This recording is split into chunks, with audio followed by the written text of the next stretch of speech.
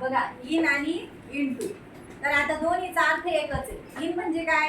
आतमध्ये. आणि इंटू म्हणजे आतमध्येच. पण बघा इन केव्हा वापरायचं आणि इंटू केव्हा वापरायचं. तर उदाहरणार्थ दिले बघा, the book is in the bag, म्हणजे पुस्तक बॅग मध्ये आहे.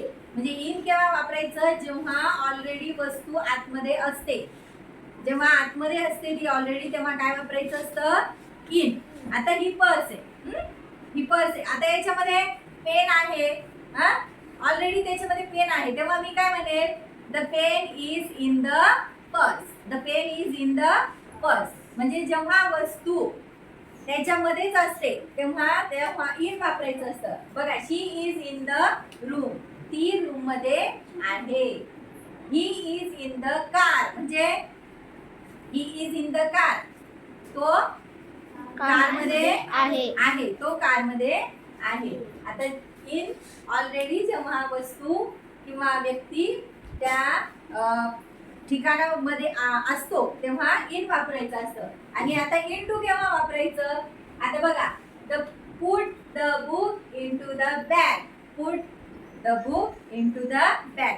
जेव्हा आपण एखादी वस्तू त्या बॅग मध्ये टाकत असतो तेव्हा इंटू वापरायचं असतं. ऑलरेडी ते पुस्तक त्या बॅग मध्ये आहे का? नाहीये.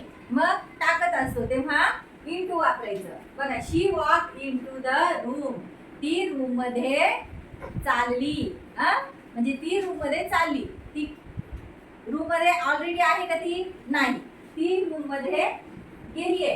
The cat jump into the box.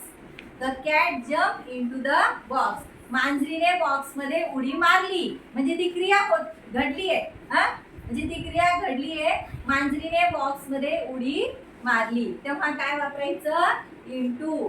मांजर ऑलरेडी बॉक्स मध्ये आहे का? नाही. जेव्हा ती आधीच बॉक्स मध्ये असती तर आपण काय म्हटलं असतं? The cat is in the box. The cat is in the box. जेव्हा ती मांजर बॉक्स मध्ये असती तर. पण तिने उडी मारलीये, मग काय वापरणार आपण? The cat jumped into the box. कळलं आता? इन केव्हा आणि इंटू केव्हा? बघा, इन केव्हा? तर जेव्हा वस्तू ऑलरेडी आतमध्ये असते तेव्हा इन, आणि जेव्हा एखादी व्यक्ती किंवा वस्तू क्रिया होत असते त्याच्यामध्ये जाण्याची तेव्हा इंटू वापरत असतात. कळलं सगळ्यांना?